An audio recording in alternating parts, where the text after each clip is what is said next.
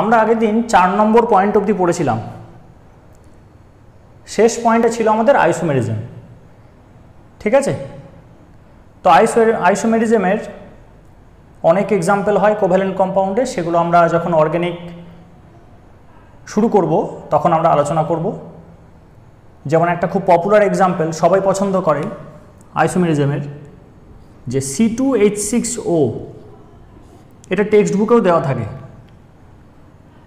সমাবয়বতার একটা খুব popular example হচ্ছে C2H6O, যেটার একটা মলিকিউল হচ্ছে ডাইমিথাইল ইথার, অর্থাৎ CH3 বন্ড ও বন্ড CH3, এটার নাম হচ্ছে ডাইমিথাইল ইথার। আরেকটা এক্সাম্পল হচ্ছে, আরেকটা ফর্মুলা হচ্ছে CH3CH2OH। কাউন্ট করে দেখ, 3 আর 3 6, 6টা হাইড্রোজেন, 2টো কার্বন আর একটা অক্সিজেন। 3 2 5 আর 1 6, 2টো কার্বন একটা অক্সিজেন। ঠিক আছে, তাহলে ইথানল আর ডাইমিথাইল ইথার এই দুটো ডিফারেন্ট কম্পাউন্ড, তাদের প্রপার্টি ডিফারেন্ট, কেমিক্যাল এবং ফিজিক্যাল, কিন্তু তাদের মলিকুলার ফর্মুলা সেম। তাহলে কানেক্টিভিটিটাকে চেঞ্জ করে আমরা দুরকম কম্পাউন্ড বানিয়েছি। এবার যেটা 5 নম্বর পয়েন্ট, সেটা আমরা অলরেডি মেনশন করে দিয়েছি, সেটা হচ্ছে যে ionic bonds are non directional in nature, অর্থাৎ কোন দিকে বন্ডটা হবে সেটা কোনো নির্দিষ্ট নেই। কিন্তু কোভ্যালেন্ট কম্পাউন্ডে আমরা কিছুদিন পরেই দেখব, মানে কয়েকটা লেকচার পরেই দেখব যে হাইব্রিডাইজেশন বলে একটা কনসেপ্ট আছে। তো এই কনসেপ্টে আমরা দেখব যে একটা সেন্ট্রাল অ্যাটম যাকে ঘিরে অণুটা তৈরি হচ্ছে, সে তার বিভিন্ন অরবিটালকে নিয়ে হাইব্রিডাইজ করছে। এবার হাইব্রিডাইজেশন যখন হবে তখন একটা পার্টিকুলার ডিরেকশনে অরবিটালগুলো ওরিয়েন্ট হবে, সেই দিকেই অন্য অ্যাটমকে আসতে হবে, তবে বন্ডিংটা সম্ভব হবে, তাছাড়া হবে না। অর্থাৎ ডিরেকশন ইম্পার্ট হয়ে যাচ্ছে মলিকিউলে, যেটা আয়নিক বন্ডে হয় না। যেমন কার্বন যদি মিথেন যৌগ উৎপন্ন করে হাইড্রোজেনের সাথে বিক্রিয়া করে,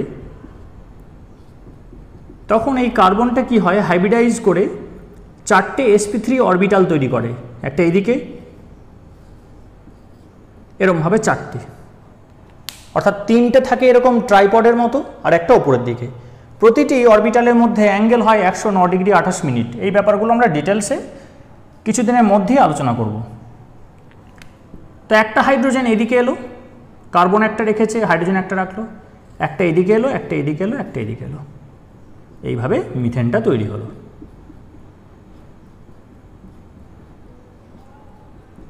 তাহলে এই যে অরবিটালটা কার্বন এই দিকে রেখেছে, ওই দিকেই হাইড্রোজেনকে আসতে হবে। হাইড্রোজেন এই দিকে এসে যদি বলে বন্ড করব, হবে না। কিন্তু একটা ক্যাটায়ন আছে, একটা মাইনাস যদি এখানে চলে আসে বলে বন্ড করব, অসুবিধা নেই। এখানে যদি চলে আসে বন্ড করব, অসুবিধা নেই। এখানে এলেও বন্ড করা যাবে এর সাথে। এবার যদি বলে সব দিকেই আসবো, সবখানেই আসবো, সেটা হবে না, কারণ কোঅর্ডিনেশন নাম্বার বলে একটা জিনিস আছে, জায়গাটা তো থাকতে হবে, আসবো বললেই তো হবে না। কিন্তু ওখানে যেমন ওই ডিরেকশনেই আসতে হবে, তাছাড়া অরবিটালের ওভারল্যাপিংটা হবে না, বন্ডিংটা হবে না। So covalent bonds are directional in nature, দিক নির্দেশক ধর্ম রয়েছে, আর ionic bonds are non directional in nature, সেটা আমরা 4 নম্বর বা 3 নম্বর পয়েন্টে ইনক্লুড করে দিয়েছি, ওটার আলাদা পয়েন্ট হিসেবে বলছি না। এবার আমরা 5 নম্বর পয়েন্টটা পড়ব। 5 নম্বর পয়েন্টটা বিচ্ছিরি পয়েন্ট। সব পয়েন্টগুলো যদি 5 নম্বর পয়েন্টের মতো হতো, ছেলেমেয়েরা কেমিস্ট্রি ছেড়ে দিত। কিন্তু তারপরেই আছে 6 নম্বর 7 নম্বর পয়েন্ট, ওগুলো আবার ভীষণ ইন্টারেস্টিং, ভীষণ। 6 নম্বর 7 নম্বর পয়েন্ট পড়ার পর মনে হবে যে কেমিস্ট্রি ছাড়া অন্য কিছু পড়বো না। It is so interesting. তো 5 নম্বর পয়েন্ট হচ্ছে যে যাদের ইলেকট্রনিক কনফিগারেশনগুলো সেম কোনো একটা কম্পাউন্ডে, তারা কি হয়, তাদের জিওমেট্রিটা আইডেন্টিক্যাল হয় ইন সাম কেসেস। এবার এই যে জিওমেট্রি আইডেন্টিক্যাল হয়, তার মানে সলিড স্টেট বলতে চাইছে অবশ্যই। তাহলে কাদের সলিড স্টেটটা মোর ফেভারেবল আয়নিক কম্পাউন্ডে? যেমন NaF এই কম্পাউন্ডে এর ইলেকট্রনিক কনফিগারেশন কি? এটা তো +1।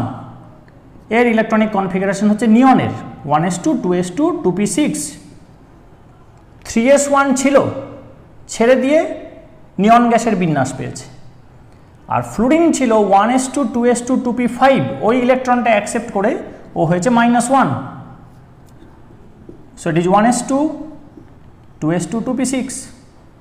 এখন এই দুটো ইলেকট্রনিক কনফিগারেশন সমান কিন্তু আমি বলছি না, এটা বলছি না, আর একটা কম্পাউন্ডের সাথে, ফর এক্সাম্পল MgO, এখানে কত 2+ ছিল, কত এ magnesium 1s2 2s2 2p6 3s2 ছেড়ে দিয়ে Mg2+ হয়েছে, নিয়ন গ্যাসের কনফিগারেশন অ্যাটেন্ড করেছে। আর এ কত ছিল? এ ছিল 1s2 2s2 2p4, এই দুটো ইলেকট্রন অ্যাকসেপ্ট করে 2- হয়েছে, তাহলে এটা হলো 1s2 2s2 2p6।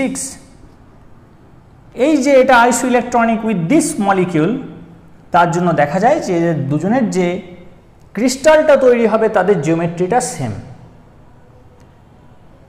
এদেরকে বলা হয় আইসোমরফিক। এটা ওখানে আসবে না, কারণ ওখানে এই ধরনের আয়নিক স্ট্রাকচার নেই। তাহলে আইসোমরফিজম এরা কিছু ক্ষেত্রে শো করে, কোভ্যালেন্ট কম্পাউন্ড শো করে না, এক্সিবিট করে না।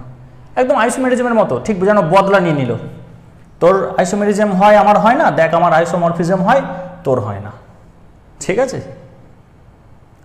এবার এর একটা ল আছে, সেগুলো আমরা যখন ছোট ছিলাম তখন এগুলোকে খুব জোর দিয়ে পড়ানো হতো, এখন এগুলো আর কেউ পাত্তা দেয় না। তো যদি ইন্টারেস্ট থাকে তাহলে বলবি, কোনো কোয়ারি থাকলে কমেন্ট সেকশনে বলবি, আমি আলোচনা করব, ঠিক আছে। বাজে জিনিস এসব ভালো লাগে না। চলো 6 নম্বর পয়েন্টে যাওয়া যাক। 6 নম্বর পয়েন্টটাতে যাওয়ার আগে আমরা বলেছিলাম যে আমরা ইন্টারমলিকুলার অ্যাট্রাকশনটা একটু শিখব, তাই তো? তাহলে ইন্টারমলিকিউলার বা ইন্টারস্পিসিস অ্যাট্রাকশন, একটা মলিকিউলের মধ্যে বলিনি, অর্থাৎ অন্ত নয়, দুটোর মধ্যে আন্তর আণবিক আকর্ষণ। এটা একটা মলিকিউল, এটা একটা মলিকিউল, এর ভিতরে কি বন্ড আছে তার কথা বলছি না।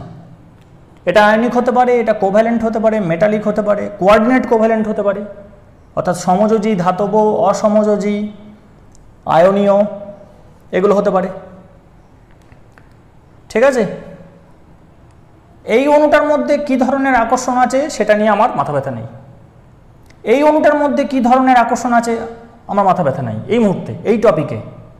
এখানে আমি দুটো অণুর মধ্যে কি ধরনের আকর্ষণ কাজ করছে সেটা নিয়ে ডিল করব, ঠিক আছে। এটাকে 4টে ভাগে ভাঙা যায়, একটু মনোযোগ দিতে হবে। 1 নম্বর ডাইপোল। আজকে আমি একটা কথা বারবার বলবো, রেগে গেলে হবে না, হ্যাঁ।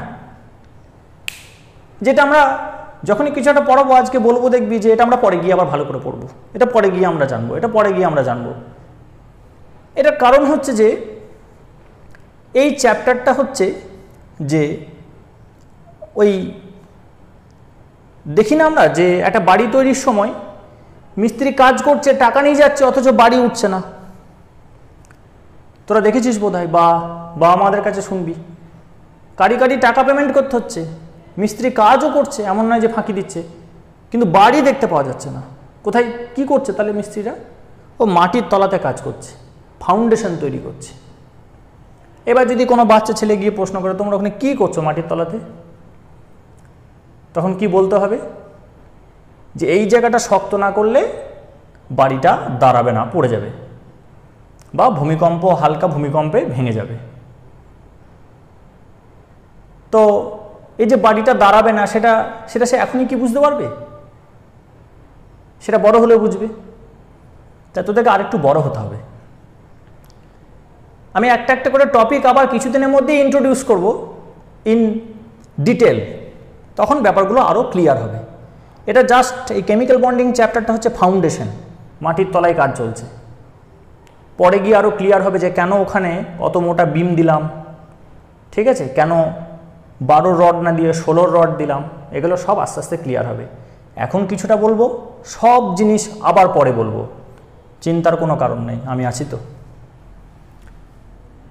তাহলে এই যে ডাইপোল ডাইপোল ইন্টারাকশন, এটা এক ধরনের ইন্টারমলিকুলার ইন্টারাকশন অ্যাট্রাকশন। 2 হচ্ছে আয়ন ডাইপোল ইন্টারাকশন বা অ্যাট্রাকশন। 3 নম্বর ডাইপোল ইনডিউস ডাইপোল। এ খুব কঠিন কঠিন নাম, ভয় খাওয়ার কিছু দরকার নেই।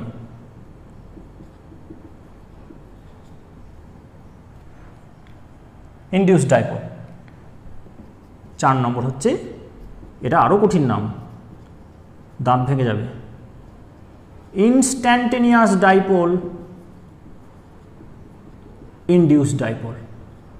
তবে বাংলা থেকে সোজা, ওই সমাবয়ব বলতে গেলে আবার ভুল বললাম, সমাবয়ব ওর থেকে সোজা।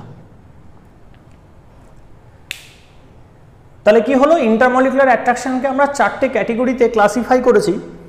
1 নম্বরটা হচ্ছে ডাইপোল ডাইপোল ইন্টারাকশন, সেকেন্ডটা আয়ন ডাইপোল, তারপরটা dipole induce dipole, fourth one is the instantaneous dipole induce dipole. সব ধরনের ইন্টারমলিকুলার অ্যাট্রাকশন এই 4টে ক্যাটেগরিতে পড়ে যাবে। ঠিক আছে, 1 নম্বর শুরু হোক। ধরলাম আমাদের মলিকিউলটা হচ্ছে H2O। এবার ইলেকট্রোনেগেটিভিটি পাউলিং স্কেলের কত? It is 3.5 for oxygen and for hydrogen it is 2.1। তাহলে ইলেকট্রোনেগেটিভিটি কার বেশি? অক্সিজেনের বেশি দেন হাইড্রোজেন। তাহলে অক্সিজেন একটা ইলেকট্রন রেখেছে, হাইড্রোজেন একটা ইলেকট্রন রেখেছে, এই দুটো দুজনেরই হলো, এইভাবে বন্ডটা এস্টাবলিশ করবে। তারপর কি করবে? অক্সিজেন বলবে যে আমি তো মাঝখানে রাখবো না, আমার ইলেকট্রোনেগেটিভিটি বেশি, ও বন্ড পেয়ারটাকে নিজের দিকে টেনে নেবে, কিন্তু পুরোপুরি নেবে না। যেখানটায় থাকলে দুজনেরই ইকুয়াল শেয়ারিং হতো, সেই জায়গাটা থেকে শিফট করে চলে আসবে অক্সিজেনের দিকে, because of higher electronegativity of oxygen than hydrogen. অক্সিজেনেরও ইলেকট্রনের প্রতি চাহিদা আছে, কারণ ও নিয়ন গ্যাসের বিন্যাস পেতে চায়। হাইড্রোজেনেরও ইলেকট্রনের প্রতি চাহিদা আছে, কারণ ও হিলিয়ামের বিন্যাস পেতে চায়। কিন্তু ইচ্ছা থাকলেই তো হবে না। আমার ইচ্ছা হলো খাসির মাংস খাবো, আমার কাছে টাকা নেই, 600 টাকা কেজি, কী করে হবে? তাহলে ইচ্ছা আছে হিলিয়ামের বিন্যাস পাবো, দুটো ইলেকট্রন দরকার, আর প্রোটন আছে একটা, তা টানতে পারবে না তো। এর 8টা প্রোটন আছে, এর টানার ক্ষমতা বেশি, টেনে নিচ্ছে, ব্যাস জোর যার মুলুক তার। সেই জন্য কী হলো, এই ইলেকট্রন ডেনসিটি আমরা জানি, অ্যাটমিক স্ট্রাকচারে আমরা পড়েছি যে ইলেকট্রনের ডুয়ালিটি আছে, তাহলে এটাকে আমরা ক্লাউড ভাবতে পারি। তাহলে সেই ক্লাউডের একটুখানি বেশি অংশ অক্সিজেন এনজয় করবে, হাইড্রোজেন একটু কম এনজয় করবে। তার জন্য আমরা বলবো যে এখানে একটুখানি বেশি নেগেটিভ চার্জ হবে, এখানে একটু কম চার্জ থাকবে। So partial negative and positive charge will develop in that molecule which have electronegativity difference between its atoms. তাহলে অক্সিজেনের ইলেকট্রোনেগেটিভিটি বেশি হওয়ার জন্য এর মাথায় পার্শিয়াল নেগেটিভ চার্জ হলো, কারণ সম্পূর্ণটা পায়নি তো। ও যদি পুরোটাই নিয়ে নিত তাহলে ও পুরো মাইনাস হয়ে যেত, যেমন সোডিয়াম ক্লোরাইড। তাহলে একটা জলের অনুমানে হচ্ছে অক্সিজেনের মাথায় ডেল মাইনাস আর এইচের মাথায় ডেল প্লাস। এবার এই দুটো ডেল প্লাস মিলিয়ে যে ডেল মাইনাসটা হবে সেটা হচ্ছে এইটা, অর্থাৎ এই ডেল মাইনাসটা হচ্ছে আসলে কিন্তু ইন ম্যাগনিটিউড এদের দুজনের দ্বিগুণ, কারণ এখান থেকে একটু পেয়েছে, এখান থেকে একটু পেয়েছে। এইবার যদি এখানে আরেকটা জলের অণু আসে, হোয়াট উইল হ্যাপেন?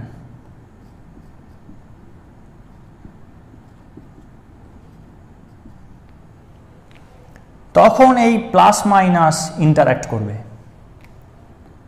পার্টিকুলার এই বন্ডিংটার আরেকটা নাম আছে, সেটা আমরা এই চ্যাপ্টারের একদম শেষে গিয়ে পড়ব, আজকে বলে গুলিয়ে দেব না, ঠিক আছে? এমন নয় যে আমি বলছি না, এটার নাম হচ্ছে হাইড্রোজেন বন্ডিং।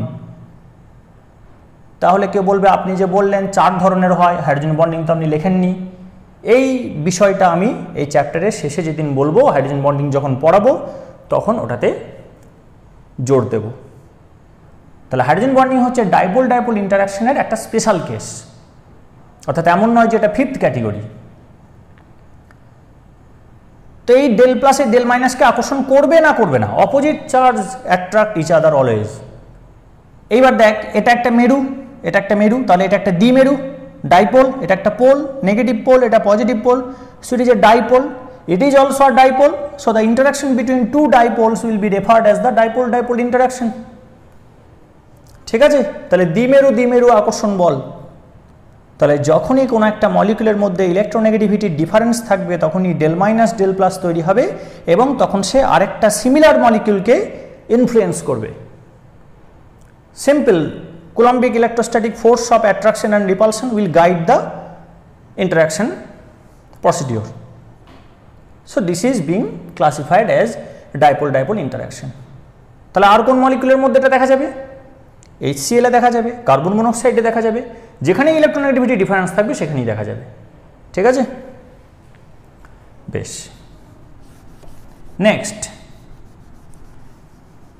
নেক্সট হচ্ছে যে আমি জলে আয়ন দিয়েছি,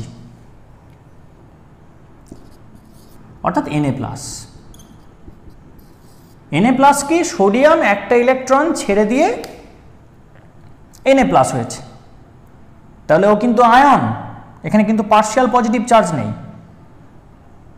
তো এ যদি জলে থাকে তাহলে জল কি করবে? জলের এই অক্সিজেনের লোন পেয়ার আছে, এটাও আমরা হাইব্রিডাইজেশনে গিয়ে দেখব। সবই আমরা আজকে বলবো যে দেখবো দেখবো দেখবো, তবে মিথ্যা কথা বলছি না, সবই সত্যিকারের দেখব। Stay with me. ও কি করবে? এই লোন পেয়ারটা সোডিয়ামকে দিয়ে বলবে, আহারে তোর ইলেকট্রন দরকার, এনে আমার কাছ থেকে নে। এবার এখানে আবার কেউ প্রশ্ন করবে যে সোডিয়াম ইলেকট্রন ছেড়ে দিল, তাহলে নেবে কেন? সোডিয়াম ইলেকট্রন ছেড়ে দিয়েছে বিন্যাস পাওয়ার জন্য।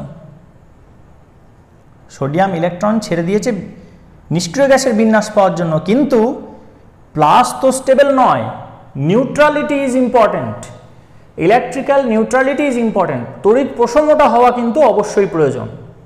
তাই এই প্লাসটাকে ও মেনে নিতে পারবে না। ভোজ খেলে যা হয় আর কি, ভোজে গিয়ে ওই সব লোভনীয় পদ ছাড়াও যায় না, সব ভরে নি মুখে, রাতে এসে হাঁসফাঁস হয়। তো না ছেড়েও থাকতে পারবে না, ছেড়েও আবার মুশকিল। ছাড়লে কি হলো? ও নিষ্ক্রিয় গ্যাসের বিন্যাস পেল, সেলটা ক্লোজ হলো, ভ্যালেন্স সেলটা স্টেবল হলো। আর ছেড়ে দিয়ে কি ভুল হলো? ইলেকট্রিক্যাল নিউট্রালিটিটা নষ্ট হয়ে গেল। তাহলে ও এই ডেল মাইনাসটাকে ফিল করতে চাইবে। তাই Na+ একা কখনোই স্টেবল নয়, কিন্তু জলে দিলে আবার হাইলি স্টেবল। ও প্লাসটা বুঝতেই পারবে না, কারণ অক্সিজেন তার ডেল মাইনাসগুলোকে সোডিয়াম প্লাসকে দিয়ে বলবে তুই নে। ঠিক আছে, দিয়ে এটা স্টেবিলিটি পাবে। তাহলে এই যে ইন্টারাকশনটা হলো এই ইলেকট্রন ক্লাউডের সঙ্গে এই সোডিয়াম প্লাসের, দুটো লোন পেয়ার একসঙ্গে দেবে না, একটাই দেবে, কারণ একটা দিয়ে দিলে আরেকটা অন্য দিকে হয়ে যায়, ফলে সে আর দিতে পারবে না। যেহেতু বললাম যে কোভ্যালেন্ট বন্ড হচ্ছে ডিরেকশনাল ইন নেচার, এটা হাইব্রিডাইজড অরবিটাল, তাহলে একটা যদি এইদিকে ডিরেক্টেড হয় তাহলে অন্যটা অন্যদিকে ডিরেক্টেড হয়ে যাবে, সেটা দিয়ে আর বন্ড করতে পারবে না। তাহলে এই যে আয়নের সঙ্গে যে একটা ডাইপোলের যে ইন্টারাকশন, তাহলে এটা আয়ন ডাইপোল ইন্টারাকশন। ঠিক আছে, একইভাবে Cl মাইনাসের সাথে হবে, সেক্ষেত্রে ও H দিয়ে করবে, H এর মাথায় ডেল প্লাস আছে, এ নিয়ে আর্গন গ্যাসের বিন্যাস পেয়েছে, কিন্তু ইলেকট্রনটা নেওয়ার পর আর ধরে রাখতে পারছে না। কেন? 17টা প্রোটন আছে, 17টা ইলেকট্রন ধরে রাখতে পারবে। নিউক্লিয়াসটা প্রতিবাদ জানাবে যে অত এক্সট্রা ইলেকট্রন কেন নিয়েছো, নিউট্রালিটি নষ্ট হয়ে গেছে। তখন এই জল পেলে কি হবে? এই ডেল প্লাস এই মাইনাসটাকে স্টেবিলিটি দেবে। বোঝা গেল? তাহলে আয়ন কি হয়?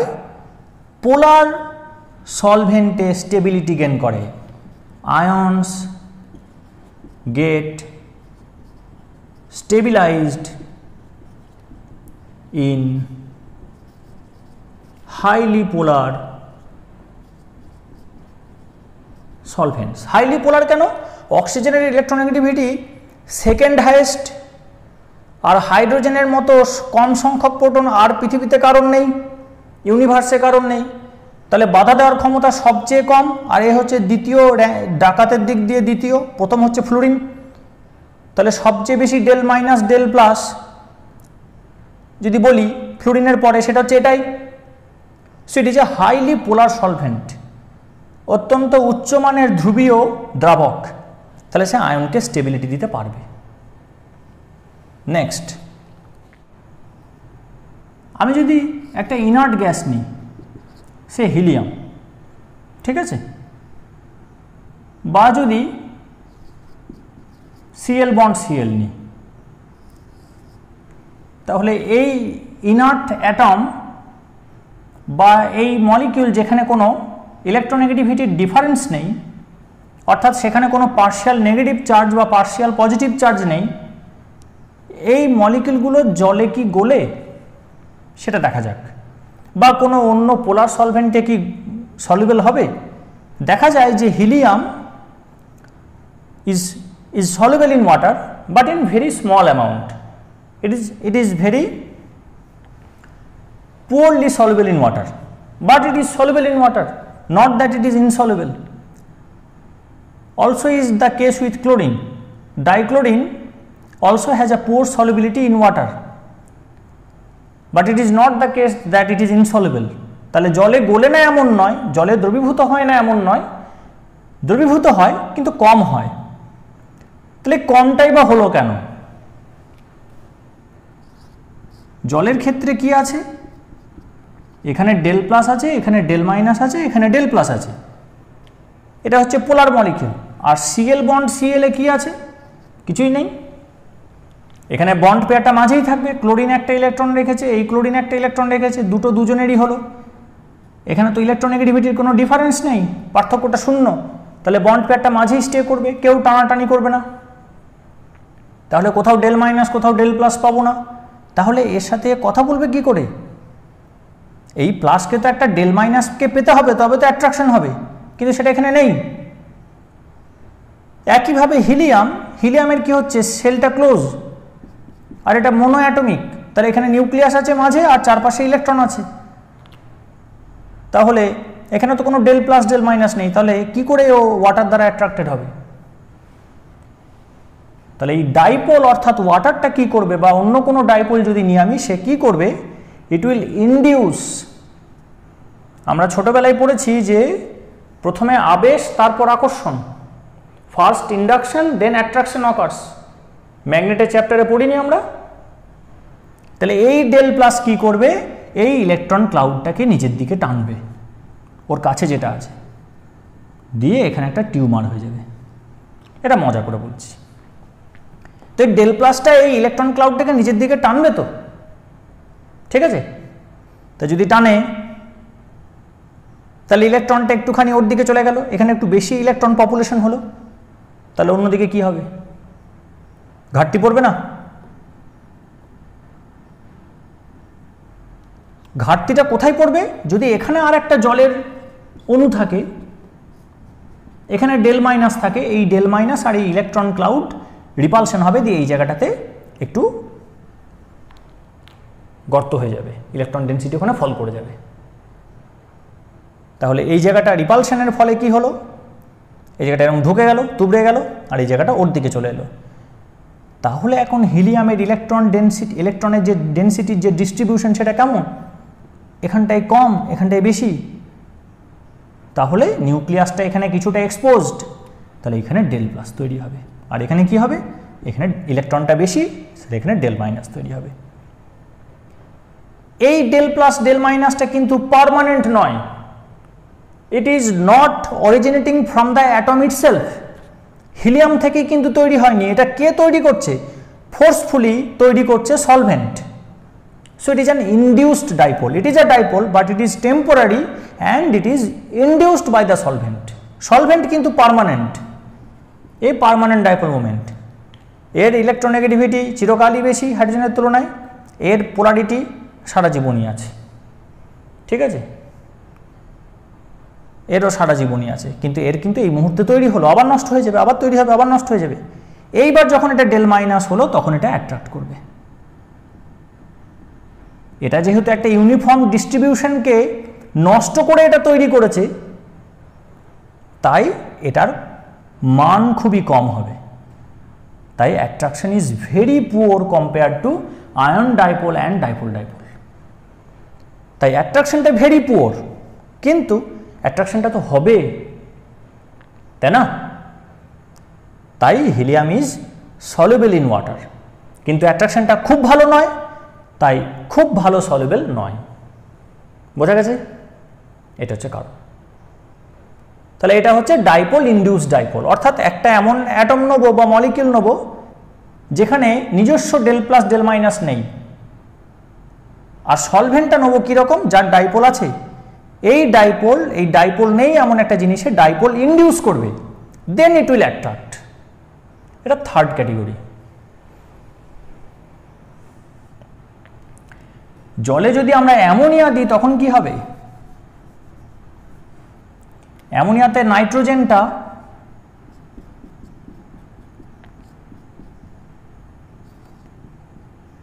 ইলেকট্রোনেগেটিভ, হাইড্রোজেনটা হচ্ছে ইলেকট্রোপজিটিভ। তাহলে কি হলো? ইলেকট্রোনেগেটিভিটির ডিফারেন্স আছে, তাহলে এটা ডেল প্লাস ডেল মাইনাস। তাই কি হবে? এই del plus del minus strong attraction, এই del plus del minus strong attraction. সেই জন্য ammonia highly soluble in water.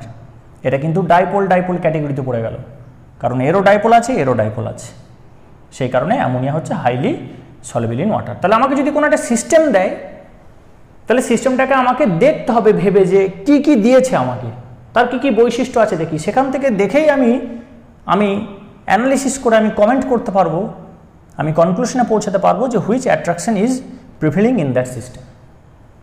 ঠিক আছে? নাও দ্য ফোর্থ ওয়ান।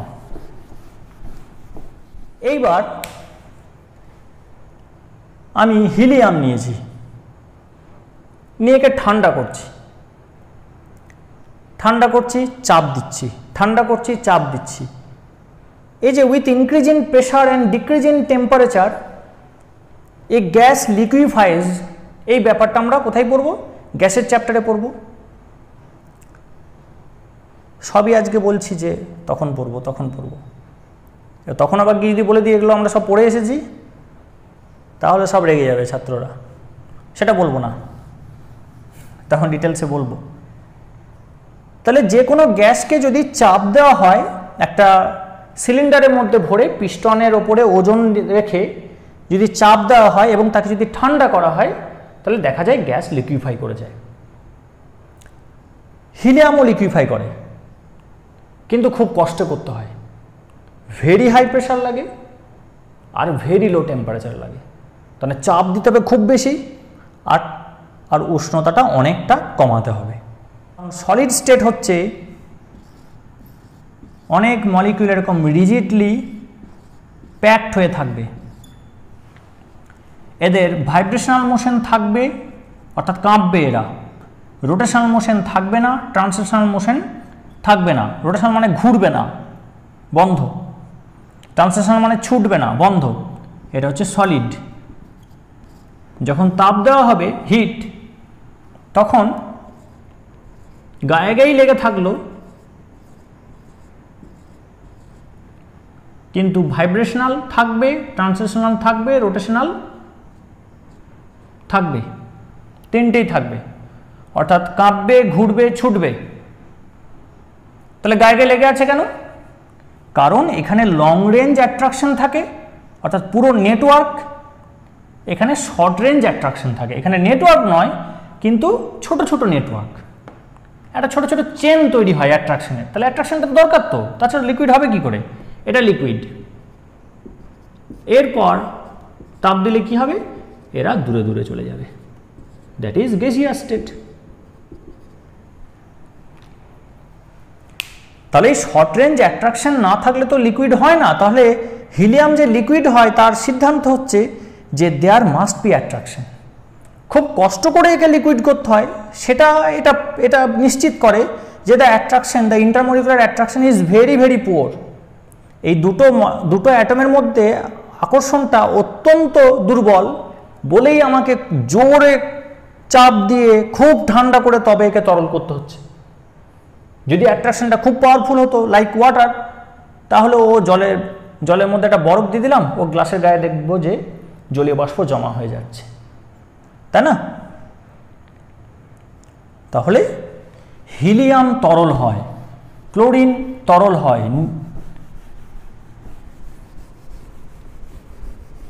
কিভাবে হয়? না এদের মধ্যে ডাইপোল ডাইপোল ইন্টারাকশন আছে, না এটা আয়ন ডাইপোল ইন্টারাকশন আছে, না ডাইপোল ইনডিউস ডাইপোল আছে, ডাইপোলই তো নেই, তাহলে এই তিনটি তো বাদ চলে গেল। তো কি হয়, এখানে যেহেতু ইলেকট্রনটা রিভলভ করছে এই নিউক্লিয়াসের অ্যারাউন্ডে, এর ইলেকট্রনিক যে স্টেট সেটা ফ্লাকচুয়েশন হয় থার্মাল এনার্জির জন্য, প্লাস মলিকিউলগুলো কি হয়, কোলাইড করে। কোলাইড করলে যখন ধাক্কা মারবে তখন কি হয়, আমরা ন্যাশনাল জিওগ্রাফিক বা ডিসকভারিতে দেখেছি যে ওরা খুব স্লো মোশনে কয়েকটা ইভেন্ট দেখায়, যে নর্মাল ভিডিওতে আমরা 30টা করে সেকেন্ডে ফ্রেম তুলি,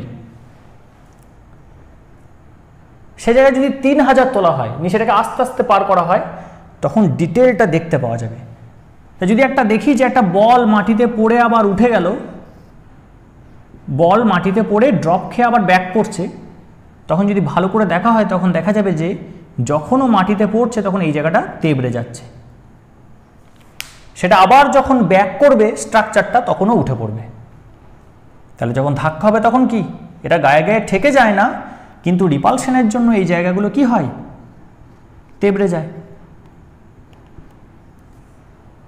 তাহলে এই জায়গাটাতে কি হলো, নিউক্লিয়াসটা এক্সপোজড হলো, তাহলে এখানে ডেল প্লাস হবে, আর এখানটা কি হবে,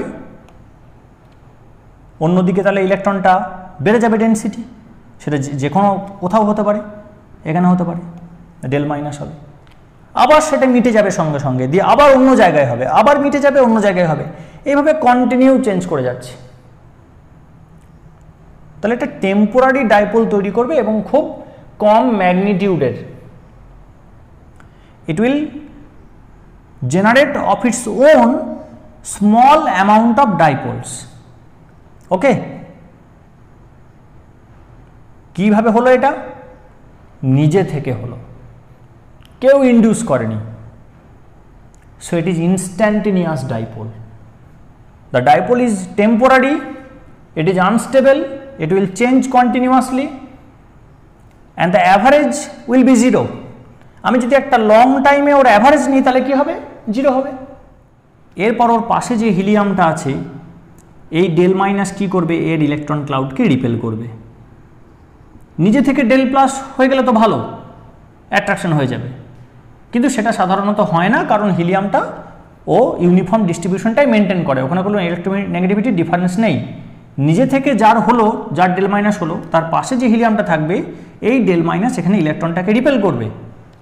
রিপেল করলে কি হলো, এর নিউক্লিয়াসটা এক্সপোজড হয়ে এখানে ডেল প্লাস হলো, আর এটা অন্য জায়গায় চলে গেল, ইলেকট্রন ডেন্সিটিটা এখানে ডেল মাইনাস হলো, তখন এই দুটোর মধ্যে অ্যাট্রাকশন হবে। তাহলে একজনের নিজে থেকে হলো, ইট ইজ ইনস্ট্যান্টেনিয়াস ডাইপোল, আর অন্যটাতে কি করলো, ও ইনডিউস করলো। তাহলে নিজে থেকে হলো ইনস্ট্যান্টেনিয়াস ডাইপোল, অন্যটাতে ইনডিউস করলো, তাহলে এই অ্যাট্রাকশনটার নাম কি, এই অ্যাট্রাকশনটার নাম হচ্ছে ইনস্ট্যান্টেনিয়াস ডাইপোল, ইনডিউস ডাইপোল। মূলত এই 4 ধরনের অ্যাট্রাকশন হয়। এইবার আমরা যে 6 নম্বর পয়েন্টটা পড়ব, তাতে এই জিনিসটা লাগবে, টোটালটা লাগবে না, একটা অংশ লাগবে, বাকিগুলো অন্যান্য চ্যাপ্টারে লাগবে বলে আমি বলে দিলাম। তাহলে আমাদের 5 নম্বর পয়েন্ট হয়ে গেছে। 6 নম্বর পয়েন্ট হচ্ছে সলিবিলিটি অফ আয়নিক কম্পাউন্ডস। এখানে সলিবিলিটি অফ কোভ্যালেন্ট কম্পাউন্ডস, অর্থাৎ আয়নীয় যৌগের দ্রাব্যতা আর সমযোজী যৌগের দ্রাব্যতা। ঠিক আছে, তাহলে একটা আয়নীয় যৌগ নিই, NaCl, এতে আমি ওয়াটার অ্যাড করলাম, জল যোগ করলাম, দেখা যায় কি হলো, Na+ aqua plus Cl minus aqua. Aqua মানে হচ্ছে যে হাইড্রেটেড। তো ঘটনাটা কি ঘটছে দেখা যাক। প্রথমে প্লাস মাইনাস এরকম ক্রিস্টাল ছিল,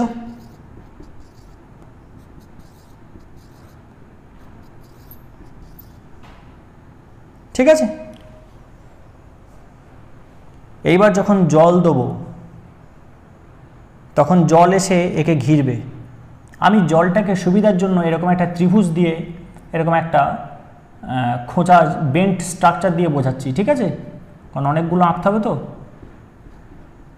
এই টার্মিনালগুলো আসলে ডেল প্লাস, অর্থাৎ এটা ডেল প্লাস আর এটা অক্সিজেন, এটা ডেল মাইনাস। তাহলে এই মাইনাসকে এসে কে ঘিরছে? হাইড্রোজেনগুলো এসে ঘিরছে। আর এই প্লাসকে এসে কে ঘিরছে? অক্সিজেনগুলো এসে ঘিরছে। দিয়ে এরকম করে একটা একটা করে খুলে বের করে নিয়ে আসবে। এবার এখানে একটা জিনিস ভাবতে হবে, যখন এটাকে ও ভেঙে বের করে নিয়ে এসে সবাইকে আলাদা করে দেবে তখন NaCl বলবে তুই তো আমাকে আলাদা করছিস ক্যাটায়ন এবং অ্যানায়নগুলোকে। তাহলে আমরা যখন এক জায়গায় হয়েছিলাম আমরা আলাদাই ছিলাম আগে, Na+Cl- গ্যাসীয় অবস্থায়। যখন আমরা এক জায়গায় হয়েছিলাম তখন আমরা ল্যাটিস এনার্জি ছেড়ে দিয়েছিলাম। এবার যদি আবার আলাদা করিস আমাদেরকে তাহলে ফেরত দিতে হবে, এই এনার্জিটা ফেরত দিতে হবে। বোঝা গেল কি?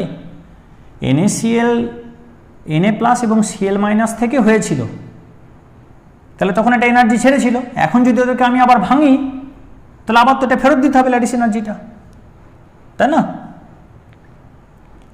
এইবার এই এনার্জিটা আসবে কোথা থেকে? না, ওই Na+ যখন জল ঘিরে নেবে চারিদিকে, অর্থাৎ একে অক্সিজেন ঘিরে নিয়েছে চারিদিকে।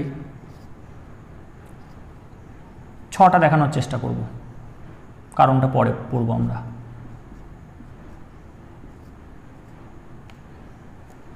তাহলে একে জল ঘিরে নিয়েছে অ্যাঙ্গেলগুলো দিয়ে, অর্থাৎ অক্সিজেন ডেল মাইনাসগুলো দিয়ে, কারণ এটা প্লাস আর এটা মাইনাস, তাই এটা টার্মিনাল দিয়ে ঘিরে ফেলেছে কারণ ওগুলো ডেল প্লাস। তখন যেটা বেরিয়ে আসবে সেটা হচ্ছে সলভেশন এনার্জি, অর্থাৎ আয়নগুলো যখন সলভেটেড হবে তখন ওই যে 2 নম্বর পয়েন্ট যেটা লিখেছিলাম আয়ন ডাইপোল ইন্টারাকশন, তাহলে আয়নের সঙ্গে ডাইপোলের ইন্টারাকশন হচ্ছে, ডেল প্লাস ডেল মাইনাসের ইন্টারাকশন হচ্ছে, এবং একটা লার্জ এক্সটেন্টে ইন্টারাকশনটা হবে, ফলে অনেকটা স্টেবল হবে, অনেক এনার্জি বেরোবে। সেই টোটাল এনার্জিটা হচ্ছে ডেল এইচ সলভেশন। আর ওকে তো আলাদা করতে হয়েছে, ওরা যখন এক জায়গায় এসেছিল তখনই একটা এনার্জি ছেড়েছিল, সেটা ল্যাটিস এনার্জি, ঠিক আছে। তাহলে এনার্জি যেহেতু আলাদা করছি আবার, তাহলে এটা ফেরত দিতে হবে। তাহলে এইটা যদি ফেরত দিতে হয়, আর এই যে এনার্জিটা বেরোলো এটা যদি এর থেকে বেশি হয় তাহলে ফেরত দেওয়ার পরেও কিছু পড়ে থাকবে, অর্থাৎ 10 টাকা পেলাম ধরছি, বা 10 জুল, টাকা কেন বলছি, এটা এনার্জি দিয়ে বলি, আর 8 জুল হচ্ছে ল্যাটিস এনার্জি, এটা তাহলে ফেরত দিতে হয়েছে। তাহলে Na+Cl- টাকে ভেঙে আলাদা করতে 8 জুল লাগলো, দিয়ে ভেঙে ফেললাম, আর ওটা যখন সলভেটেড হলো, জলে যখন দ্রবীভূত হয়ে গেল, তখন আমাকে কি দিল? 10 জুল এনার্জি দিল। তাহলে ওভারঅল কত পেলাম? ওভারঅল পেলাম 2 জুল। এটা কে পেল? এটা নেচার পেল, সারাউন্ডিং পেল, প্রকৃতি পেল, পরিবেশ পেল।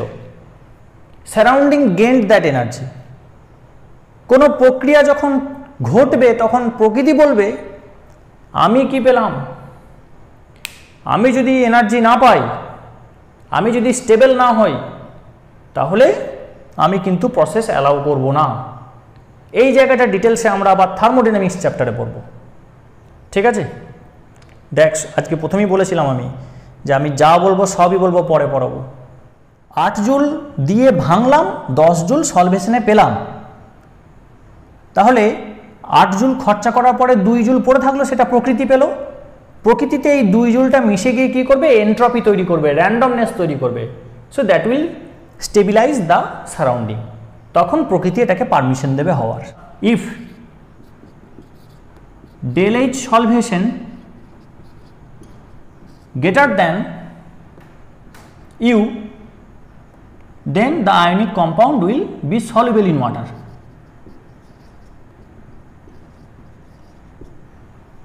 বা soluble in that solvent, যদি জলের পরিবর্তে অন্য কোনো সলভেন্ট নেই। কিন্তু যদি উল্টোটা হয়, লেস দ্যান ইউ, অর্থাৎ এখানে পেলাম 8 জুল আর লাগবে 10 জুল, সেক্ষেত্রে কিন্তু গুলবে না, অর্থাৎ সেখানেই গুলবে যেখানে এই কন্ডিশনটা ভ্যালিড হবে।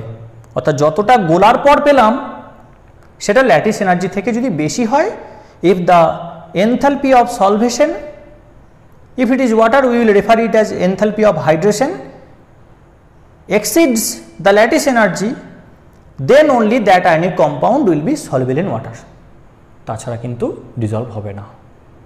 ঠিক আছে, যদি কোনো প্রবলেম থাকে কমেন্ট সেকশনে লিখবি, আমি আলোচনা করব আবার। এবার কোভ্যালেন্ট কম্পাউন্ডে আসি। solubility of covalent compounds,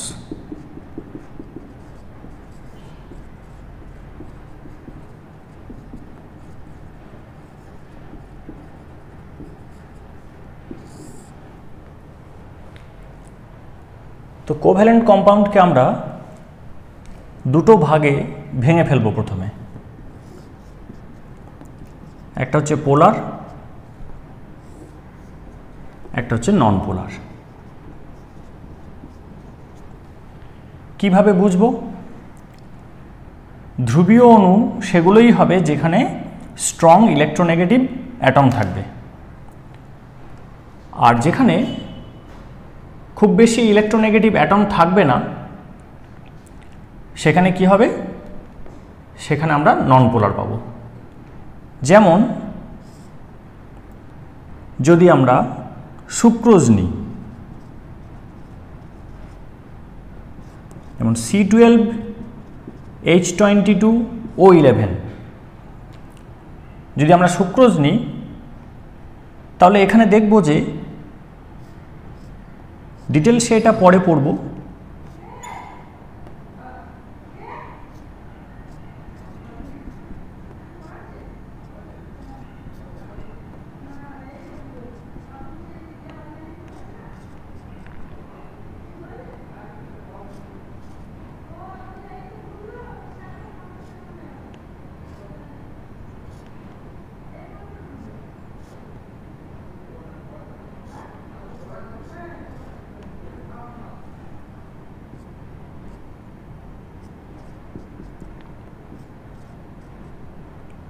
খানিকটা এরকম হয়।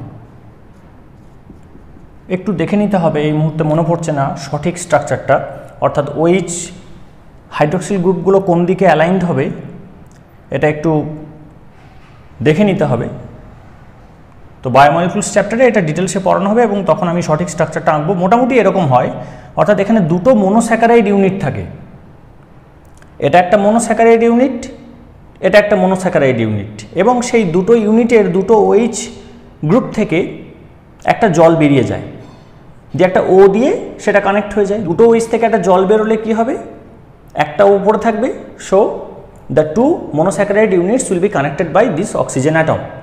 এবার এটা কোন দিকটাতে থাকবে, অর্থাৎ অ্যাক্সিয়াল পজিশনে থাকবে না না ইকুইটোরিয়াল পজিশনে থাকবে, সেটা একটু বায়োমলিকুলস চ্যাপ্টারে দেখতে হবে, এই মুহূর্তে মাথায় নেই। যাই হোক, এখন যেটা আমাদের ইন্টারেস্ট সেটা হচ্ছে এই মলিকুলটাতে দেখতে পাচ্ছি যে প্রচুর OH গ্রুপস রয়েছে, প্রচুর। তাহলে এই সুক্রোজ মলিকুল কোভ্যালেন্ট, কিন্তু এটা কি এই যে এতগুলো অক্সিজেন রয়েছে তার জন্য এখানে প্রচুর ডেল মাইনাস থাকবে অক্সিজেনগুলোর মাথায়, আর হাইড্রোজেনগুলোর মাথায় কি থাকবে? ডেল প্লাস থাকবে। তাহলে এরা কি হবে? They will be highly soluble in water.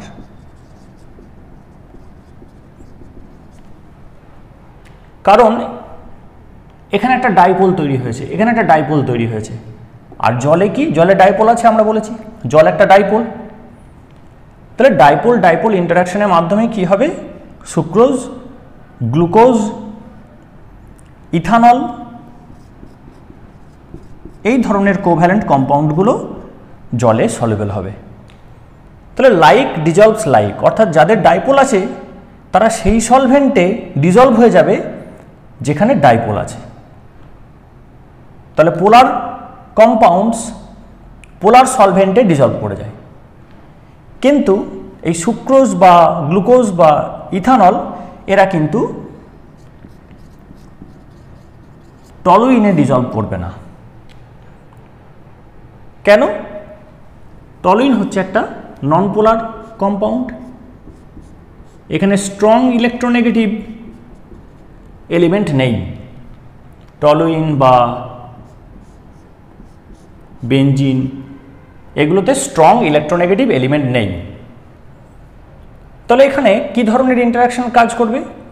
এখানে ইনস্ট্যান্টেনিয়াস ডাইপোল ইনডিউস ডাইপোল কাজ করবে। আর খুব সামান্য ডিফারেন্স আছে কার্বন আর এইচের, তার জন্য খুব নিম্নমানের একটা ডাইপোল ডাইপোল কাজ করবে। তো তার থেকেও যেটা বেশি ইম্পর্টেন্ট সেটা হচ্ছে যে ইনস্ট্যান্টেনিয়াস ডাইপোল ইনডিউস ডাইপোল। এবার টলুইনের মধ্যে ওটা রয়েছে, বেনজিনের মধ্যে ওটা রয়েছে, কেরোসিনের মধ্যে ওটা রয়েছে, পেট্রোলের মধ্যে ওটা রয়েছে। তাই এরা কিন্তু পরস্পর নিজেদের মধ্যে গুলে যাবে। যেমন কার্বন টেট্রাক্লোরাইড, কার্বন ডাইসালফাইড, অর্থাৎ এখানে কোথাও ডাইপোল ডাইপোল ইন্টারাকশন নেই এবং যার ডাইপোল আছে সেইখানে ডিজলভ হবে না। এদের আছে ইনস্ট্যান্টেনিয়াস ডাইপোল ইনডিউস ডাইপোল, তাই ওই রকমই ইন্টারাকশন আর যার আছে সে শুধু অ্যালাউড হবে ওখানে ডিজলভ হওয়ার জন্য। তাহলে লাইক ডিজলভস লাইক এখানেও অ্যাপ্লিকেবল হচ্ছে। তাহলে নন পোলার কম্পাউন্ড নন পোলার সলভেন্টে ডিজলভ করে যায়। টলুইন কার্বন টেট্রাক্লোরাইডে ডিজলভ করে যায়, বেনজিন কার্বন ডাইসালফাইডে ডিজলভ করে যায়, কার্বন টেট্রাক্লোরাইড পেট্রোলে ডিজলভ করে যায়। তাহলে নন পোলারে ডিজলভ করে কারণ তাদের ল্যাঙ্গুয়েজটা মিলছে, দুজনেরই কি হয় ডাইপোল থাকে না কারোর, দুজনেরই থাকে ইনস্ট্যান্টেনিয়াস ডাইপোল ইনডিউস ডাইপোল। আর এখানে পোলার কম্পাউন্ড পোলার সলভেন্টে গুলছে। তাহলে কোভ্যালেন্ট কম্পাউন্ডে আমরা একটা ভ্যারাইটি পাবো যাদের মধ্যে কিছু পোলার কিছু হচ্ছে নন পোলার। নন পোলাররা নন পোলার সলভেন্টে গুলবে, পোলাররা পোলার সলভেন্টে গুলবে। পোলার সলভেন্টের এক্সাম্পল হলো ইথানল, ওয়াটার। নন পোলার সলভেন্টের এক্সাম্পল হলো এটা সবাই। ঠিক আছে। আর আয়নিক কম্পাউন্ড কি বলেছিলাম? আয়নিক কম্পাউন্ড যেহেতু প্লাস মাইনাস রয়েছে বেশিরভাগই গুলে যাবে কোথায়? পোলার সলভেন্টে অর্থাৎ জলে। কিন্তু একটা কন্ডিশন সেখানে বলেছিলাম যে জলে গোলার পর যে এনার্জিটা বেরিয়ে আসবে that is solvation energy, that must exceed the lattice energy. অর্থাৎ ওই যে আয়নগুলোকে যে ভাঙতে হচ্ছে সলিড স্টেট থেকে, সেইগুলো না ভাঙলে কি হবে? তো জলে গোলার প্রশ্নই নেই, তাই ল্যাটিস এনার্জিটা দিতে হবে আর সলভেশন এনার্জি পাওয়া যাবে। সলভেশন এনার্জিটা বেশি হতে হবে ল্যাটিস এনার্জির থেকে, যাতে করে পরিবেশ এনার্জি পায়, so that entropy of the universe increases. তাহলে ওখানে গুলে যাওয়ার কন্ডিশন হচ্ছে del H greater than U। ঠিক আছে।